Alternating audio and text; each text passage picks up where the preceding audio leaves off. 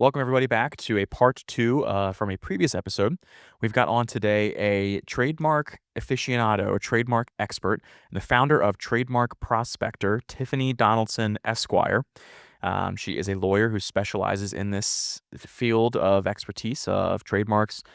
She's also a head researcher at Trademark Prospector and a lawyer with Donaldson Legal Counsel.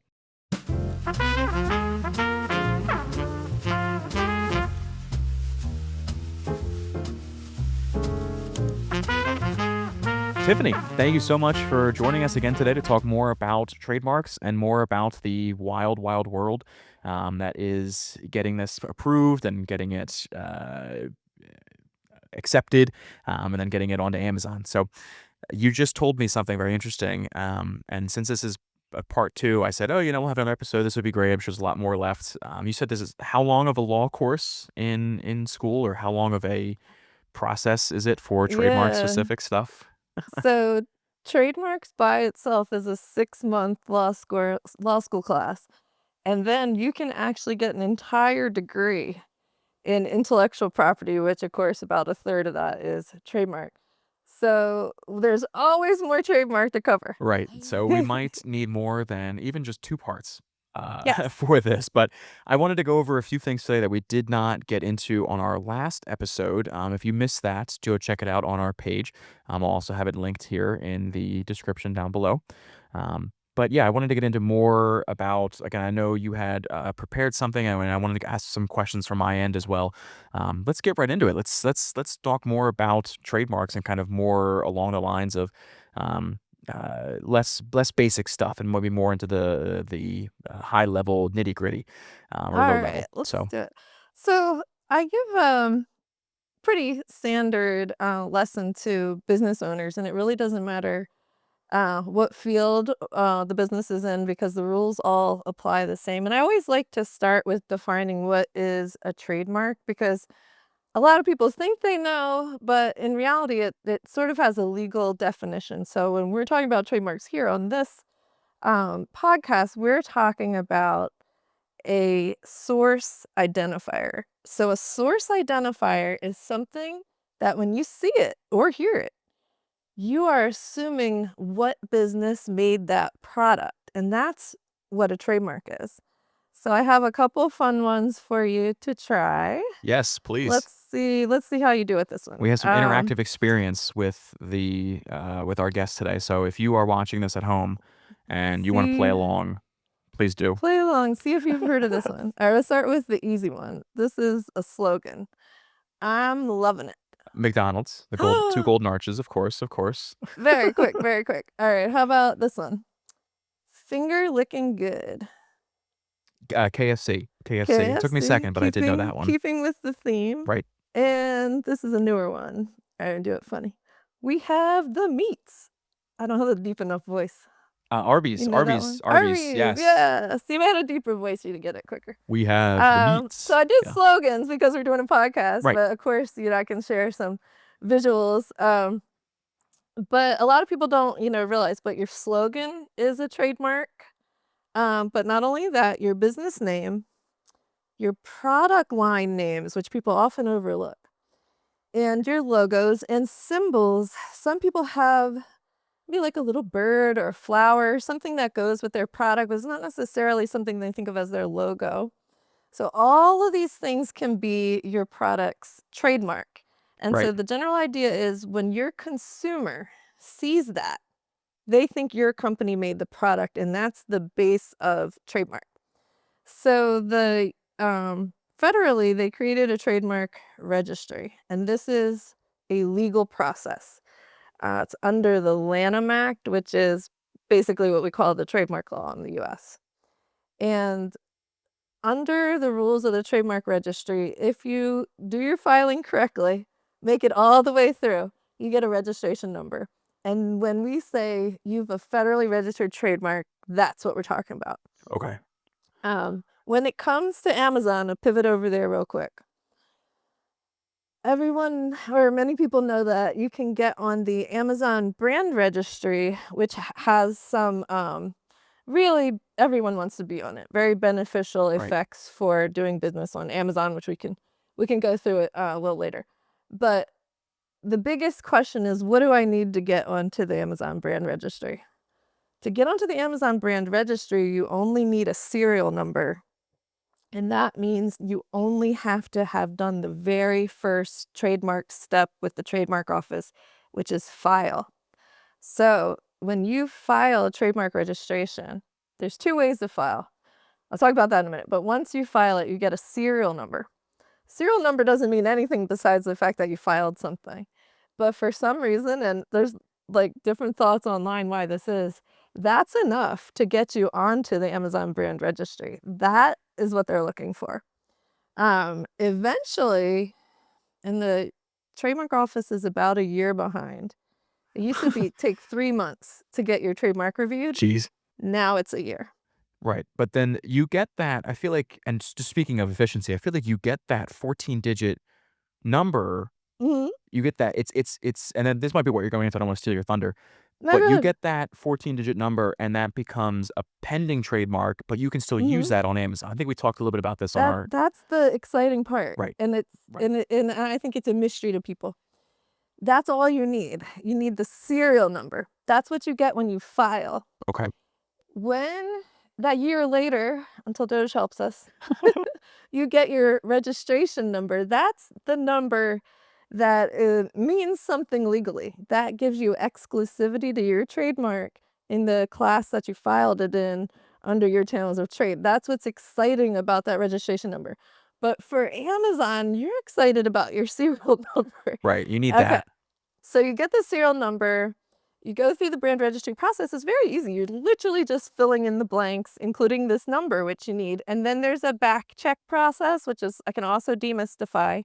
What happens is the brand registry sends a message to your registered trademark attorney or whoever you listed as kind of like the person for your trademark. Okay. And that person has to confirm to you a certain number. Um, it's an email with a little number in it, and then I forward that on to the client. The client copies and pastes that number because Amazon will also ask the client for that number. And that's confirming, that's their step to say, hey, this isn't fraud. I checked you in the database. This is your person. This person confirms you're with them, and now you're in. It's a very easy process. I've seen things online say, "Oh, you have to use Amazon brand accelerator to do this." It's not true. It's not true. They tried to go for exclusivity, they lost.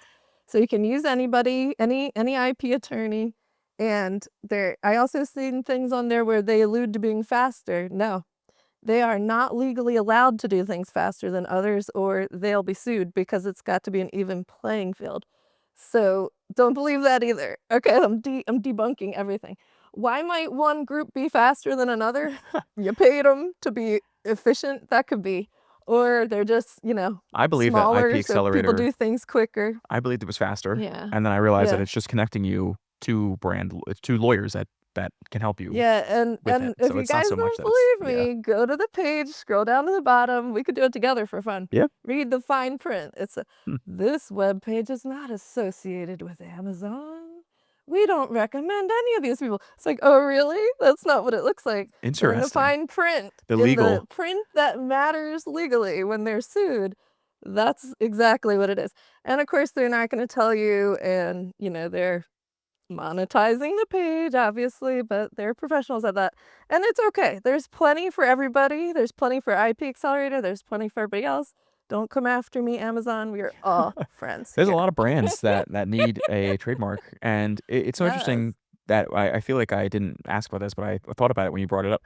It's so interesting you can trademark more than just your brand name, and I feel like that's a lot of what Amazon brands, at least Amazon people that are trying to sell on Amazon, only focus on. But why Yes. not Yes. trademark Yes. a slogan for your big business, or why not trademark a product line if it's unique enough for you? It's very interesting that you said that. That I don't think we. I'm gonna say this a lot on our episode today, but something that I don't think we covered on our last episode about how unique you can, or how maybe how specific you can take your trademark, and maybe some of the. Well, I guess I could ask you that. What are some of the benefits? Of course, the general one is always, you want your You don't want someone else selling it unauthorized. But what are some of the benefits of maybe even trademarking a slogan or trademarking your product line? Okay, so one of the biggest benefits is that exclusivity that you get when you get that registration. So there's a nuance to this, which is first use, but I'm not even gonna get into the nuance of ignoring the nuance. In theory, you now have exclusivity to use that slogan in your field. What's interesting is people in similar fields tend to have similar slogans, like you're in the health field or you're in fast food or, you know. So if if you register yours, you're putting your competitors on notice that they can't use it. And if they do, you can cease and desist them. So being able to stop others from using yours, that's the benefit of having registered it. So if you didn't register your slogan and you're just using it, I can use your slogan. It's great. It's trending well online. Why don't I take it? No reason not to. You didn't protect it. So that's a competitive reason to protect like a slogan or maybe like an icon. That's not necessarily your brand name. Another is to think about the flip side of it. Think about selling your business. If you're putting a lot of money behind your brand, you're growing your presence, you might be headed towards a sale. Maybe you want someone else to pick up your business or you want to bring on investors. If you have an IP portfolio of registered trademarks, that looks really good to somebody who wants to buy that brand Right. or to somebody who wants to invest in that brand because it shows number one, you're professional, but also, hey, this isn't just some brand I picked yesterday. I've federally protected this and I've federally protected these different angles of it. So I have a lot of people where they're not as concerned about their brand for themselves, but when they wanna register to protect it for others and say, "Hey, what about you while you had it? That was still beneficial," but they're looking to sell. So I think this kind of the general use of it is you wanna have it to keep others off of it, but then you also wanna have it to look professional and be able to, let other people know you've done what you can to protect it.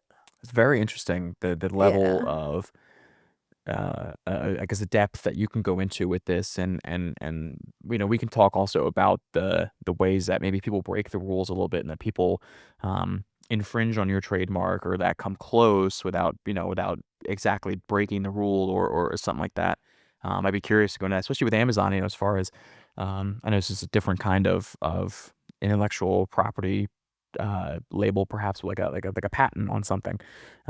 We've got a million people or a million different, I don't want to call them Chinese brands, but a lot of knockoff brands on there that will to see something that's selling really, really well, even though it's patented, will copy it to some degree and then change it. So, is there anything similar like that with trademarks where, just to use your food examples, how close can I get to McDonald's, the name, without breaking a rule or without it getting any cease and desist? Can I say McRonald's?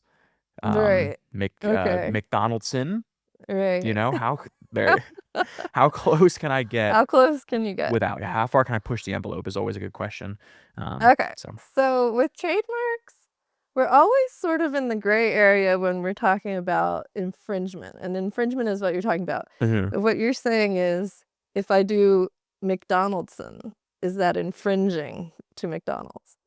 Is it? What do you think? So the way that the law is structured in the US is that it's not the same. It's the same or confusingly similar, and that's the standard. So the idea of something being confusingly similar comes back to confusing the consumer, and what the court will ask is the use of this trademark diverting McDonald's customers because because the McDonald's was really big and the Sun was really small, and everybody thinks they're buying, McDonald's milkshakes or whatever I'm selling, Right.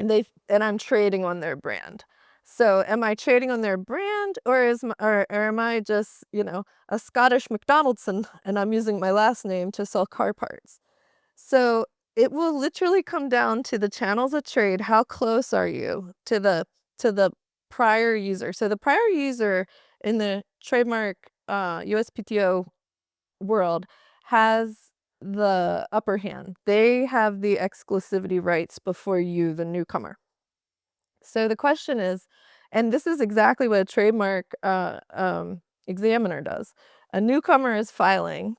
They want to be McDonaldson and they sell car parts. And the trademark examiner has to say from all the prior registered trademarks, is somebody going to block them? Are they too close that we're not going to let them have this federally registered trademark? And they're human beings and they're all different. So it's a bit tricky. When we work with clients, the first thing that we do is trademark research. And in trademark research, what we do is review the brand name that you would like to file, and we see if we think it's the same or too similar to someone that's already registered. We're acting like the trademark examiner. And the reason we do this first is because if it's kind of blatant that if I were an examiner, I wouldn't let this through, we work with the client to tweak the brand if possible, or sometimes just rebrand. Because if it's just going to get denied, you're just going to waste your money if you can't clear it past our basic review. Right. If it's in that gray area, we basically report that to the client. We say, look, no one has it. McDonald's is not McDonaldson, right? It's Right. available in the world of car parts, but it's still a risk. It's a business risk. Do you think an examiner is going to take McDonald's far enough? And the reason why you want to work with a trademark attorney on this part is there's more rules than we're going to get through in this time period. And one of them is that the more famous your trademark is, the more rights the trademark office and legally it has.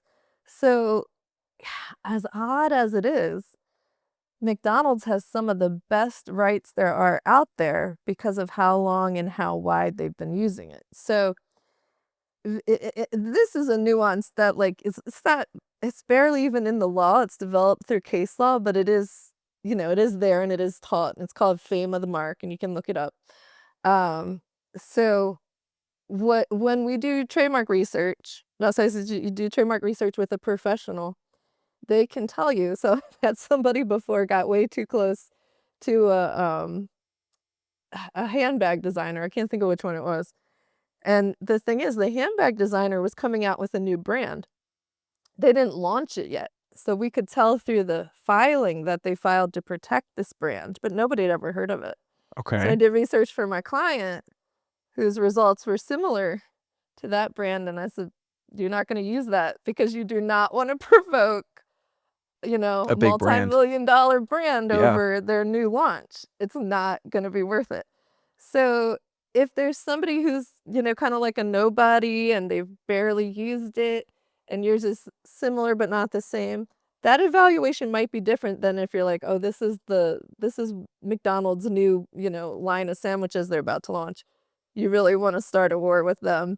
Probably not. So it's an in-depth review of the positioning of the brand you're interested in. And that's what everyone should be doing. This is what the big businesses do. They would never just pick a brand name and pour millions behind it. They vet the marks. You check 10 and you see which 2 rise to the top, because it's a business decision which brand name to go into and what to put money behind. And it's not easy. It's a bit of a game, as you can see.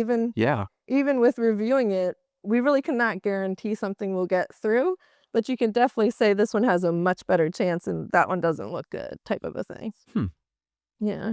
It's very it's just fascinating. Like I said, I expected this to be very, detailed and very, in depth and very, again, very deep, with the how much it goes into. But, even just on this, even in 2 parts here, it's surprised me how deep it is, and again, I expected Yeah. it to be, but it just is kind of blowing my expectations a little bit with how much, there goes into this and how much you can, either get in trouble for, how much you can protect, kind of on both sides of the spectrum of people trying to protect their brand, but also people trying to, like you said, you didn't trademark your slogan, so I'm going to capitalize on it.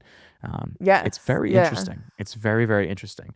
Do you have? I know you kind of gave that example there, but do you have any other examples of maybe where, one of your clients had their trademark infringed on, and you were able to fight them off and what the other person was thinking or what they were trying to do. Um, Yes, I have a couple Please? examples. Um, I've had clients on both sides of, cease and desist letters. Sometimes we send them and sometimes we respond to them. And it's like, this is an entire field of law, and what I do wanna let your listeners know is if you do get a cease and desist letter, if you're on the bad side of a letter, Yeah. go seek the counseling of a trademark attorney because there are nuanced arguments. You may not have to cease and desist, and I think a lot of people may be so scared when they get one, they just freeze and take it all down, and sometimes you have an argument, sometimes there's wiggle room, and so I don't think everyone knows that, so I just kinda wanna put that out there. Um, yeah, but without getting into specifics, I'll just keep it really broad, but what we've had happen is, I've had clients that are advertising on social media platforms under their brand name, and a scammer will create either the same or similar brand name and then go to the social media platform and say, "I'm the real one, me. You have to take that other business down." And what will happen is the social media platform's like, I don't know who's real now. Are you real? Are they real? Right. Who's the scammer? I don't know." So they end up either freezing or taking everybody down. Now you're in a position where you have to prove yours a real one. Right. Guess how you prove it? A Your trademark? registered trademark. Yes, Mm. because it's verifiable third-party database. You don't have to believe me. I can Right. fake a trademark registration in 7 minutes. Right? You don't have to believe my documentation. You can go to the USPTO, you can search the brand, and you can see that I'm the registered owner. And so it's third party verifiable, and that is the type of evidence. Another good evidence is a registered copyright. If it's something copyrightable, type of a product. Besides those things and your federally or your business registration, which I guess at least shows you're legitimate, um, is everything you really can do to prove you're yourself. So to the extent that, like, any of these other reasons the trademark didn't, you know, push you over the top, just being able to validate and keep what you have is a really great reason to get that trademark started. Because remember, it's gonna take a year to get that federal registration, which is what gives you that exclusivity. Right. Yeah. Yeah, I can imagine that, even for an Amazon business that has the social media presence and that Yeah, exactly. has, we talk a lot about this, driving off-channel traffic and, Yeah, even a brand that isn't just on Amazon, we're again expanding exactly.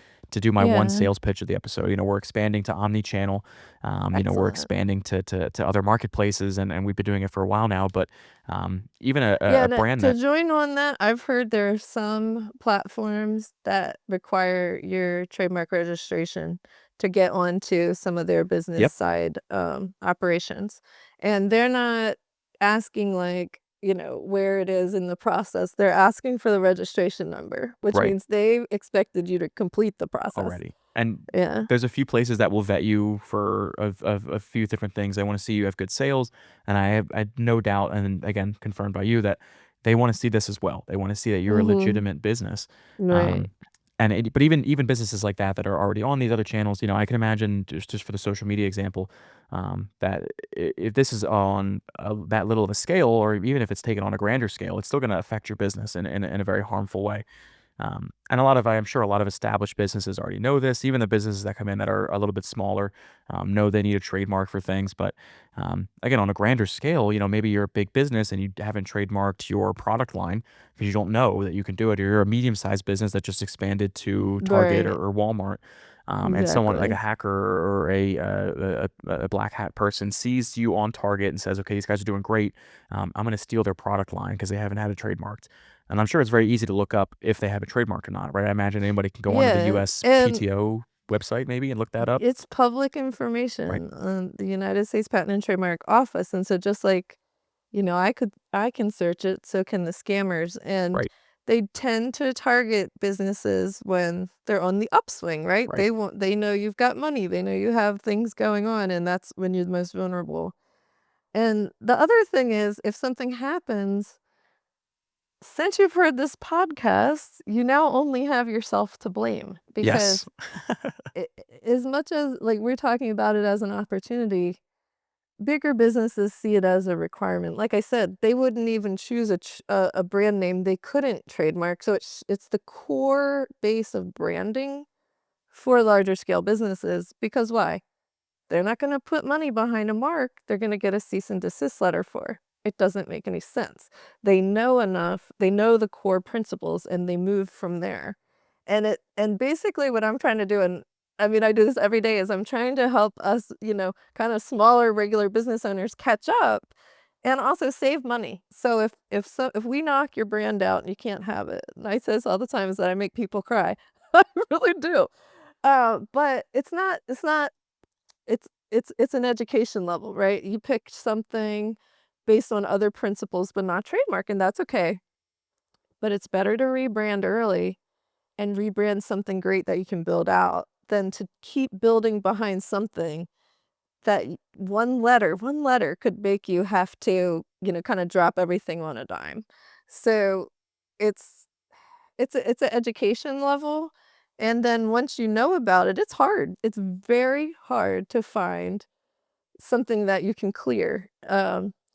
And you're kind of out here with the rest of us because there's so many people competing and so many registrations that it is difficult, but we're here to help you. We're all feeling the same pain and basically it just means you're in business with the rest of us. So Right. And that's a great, kind of point, of, you mentioned, like, getting it, doing it right from the beginning, getting it, like, not, skimping out on anything and just making sure that it's correct and that they're doing it the right way. How early do you think a brand should invest in? Is this like a day one thing they should be investing in? Is it worth it on day one? Should they wait till they have some traction? well, here's the thing. What is the cost of rebranding? That is your dollar price point. Because if you come in for trademark research, and I mean, when I tell you this happened this week, the brand research just completely knocks the brand out. Basically, you cannot have this brand. It is already registered to someone else. At some point, you will likely get a cease and desist letter. Now you know that. Do you really want to go make a logo for this brand name? Do you still want the website? Doesn't seem as attractive, right? So it is really a core day one thing. And the reason why is because you're putting so much other money behind messaging, some people shell out for a nice website. Right.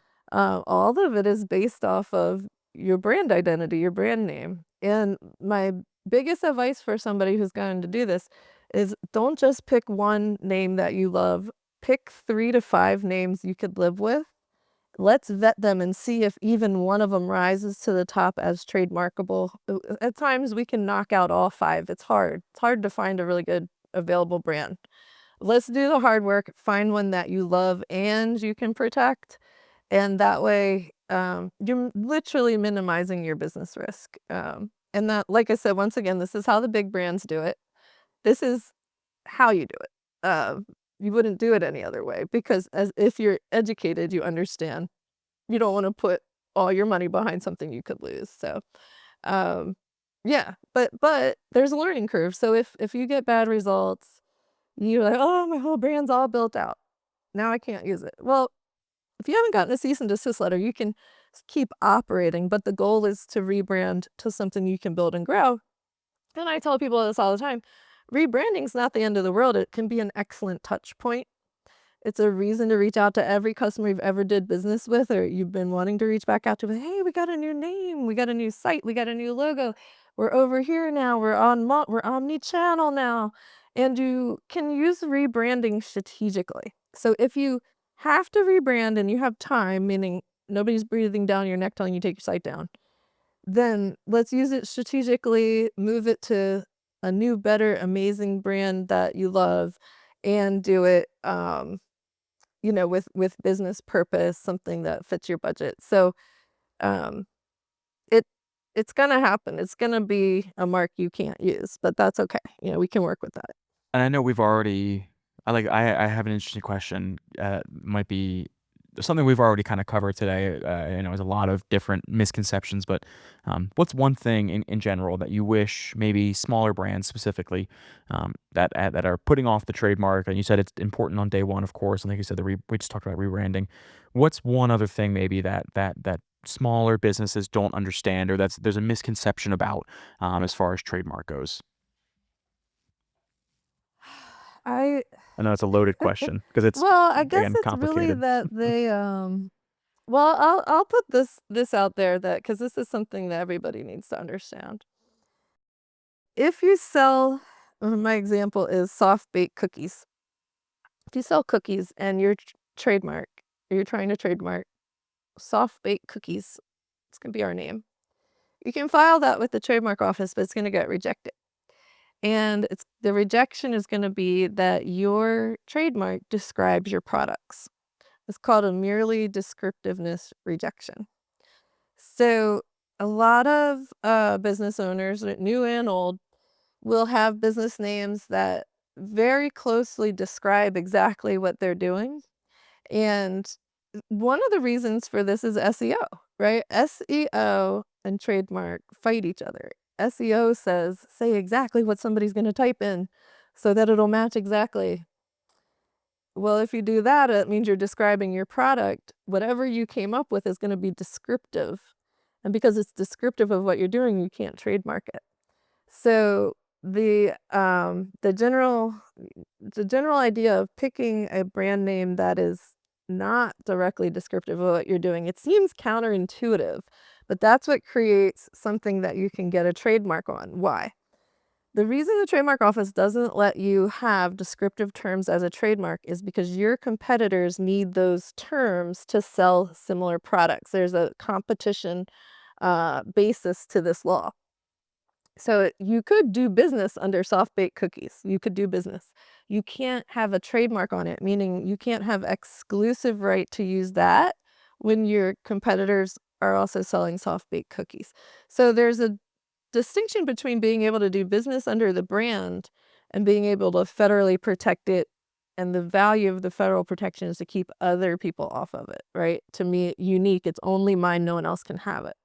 And then another quick aside from that is that locations are considered descriptive. So one example I have is the Brooklyn Roasting Company. I used to work right near it.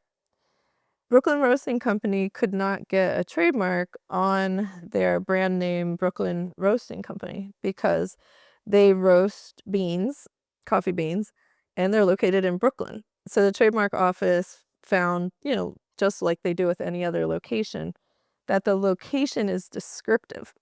And then you say, well, what if I'm Hollywood Roasting Company and I'm in Brooklyn? Well, that sounds okay. But then there's a rejection that is misdescriptive. You're not in So Hollywood, right? you're not in Okay. Hollywood. Huh.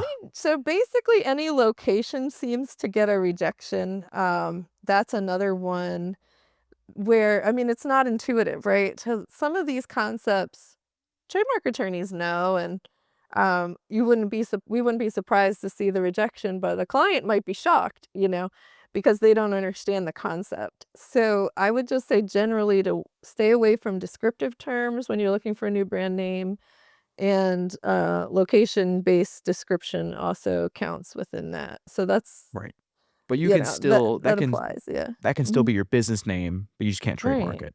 And Yeah, and if you love it and you can use it, but you can't stop someone else from using it, and right. so you don't have as many rights. Basically, I could set up a store right next to yours, call it the same thing, and people won't be sure who's who, Right. and you might be losing customers.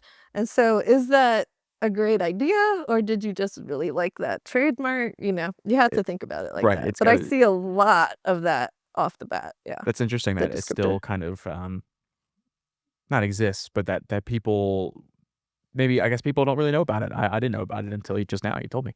So I guess I can't make fun of other brands, but yeah, it's interesting. I know you talked on our last episode again about of like making up words or having words that aren't in the English language, like those are so easily trademarkable. Um, And so that's something else to consider too. If someone's thinking, "Oh, what can my brand name be?"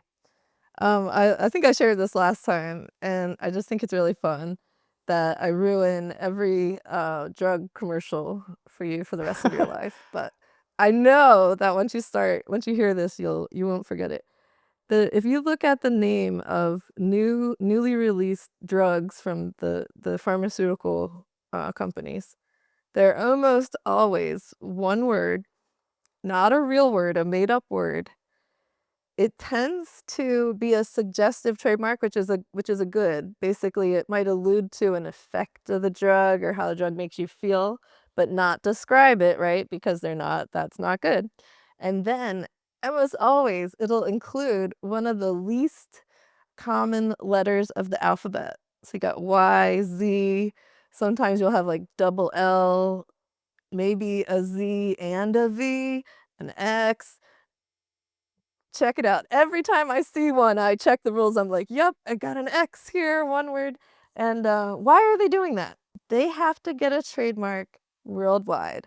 This thing has to fly in China and the US, right? So they don't want anybody blocking them out for any reason. So their best chance is a fake word.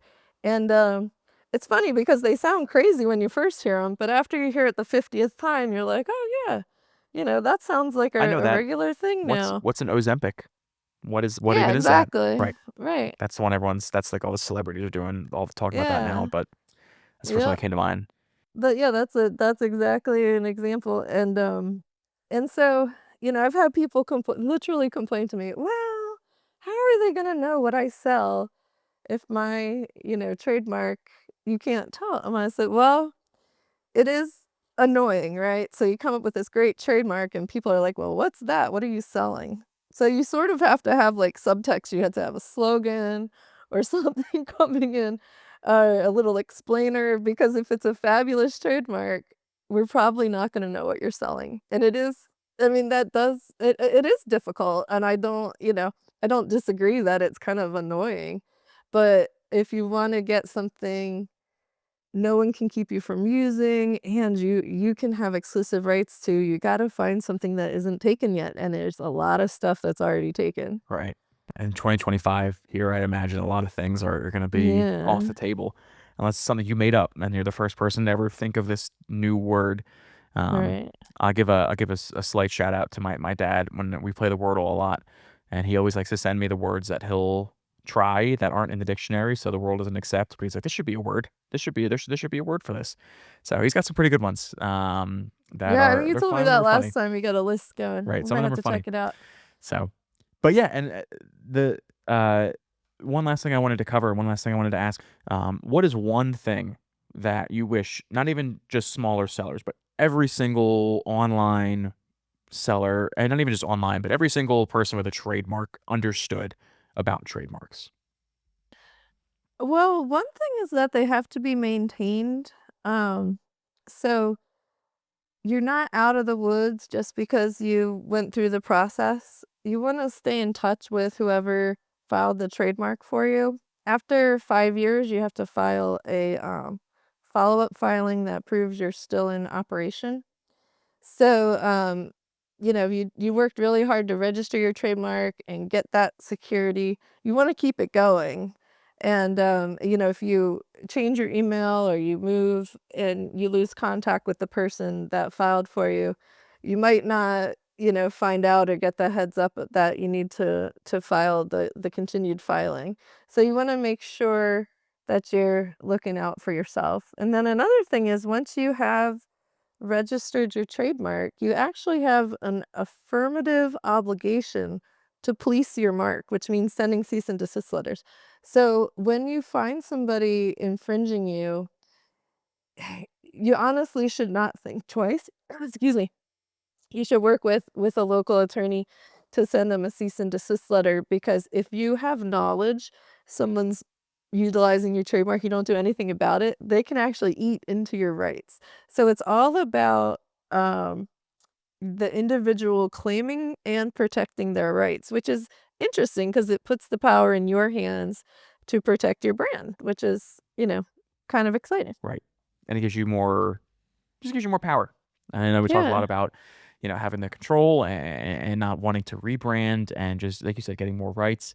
So the sooner you start, the longer you can build up your trademark and the length of it, and you can one day maybe you could be like Yeah. McDonald's and you can have Exactly. a lot of And rights, and think about trademark how rights. hard you're working, your brand is on your products, your brand is on your Amazon site, it's all over social media, right?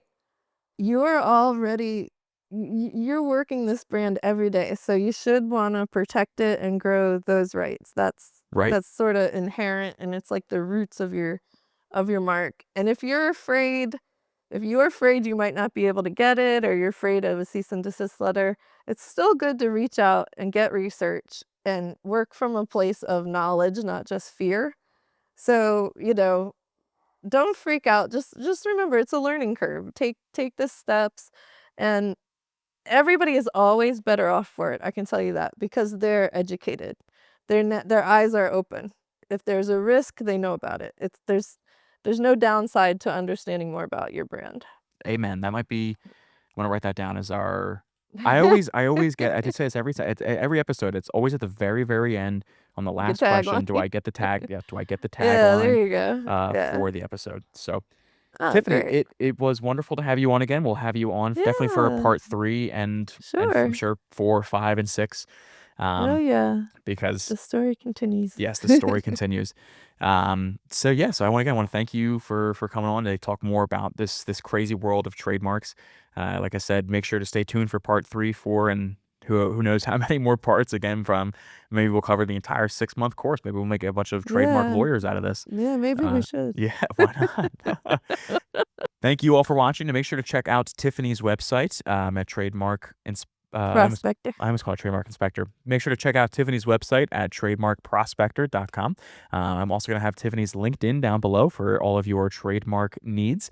Make sure also to like and subscribe to stay tuned for all of the wonderful episodes that we put out and all of the smart, awesome people that we talk to. So, thank you all for watching. I am Velocity Pete, and we will see you next week.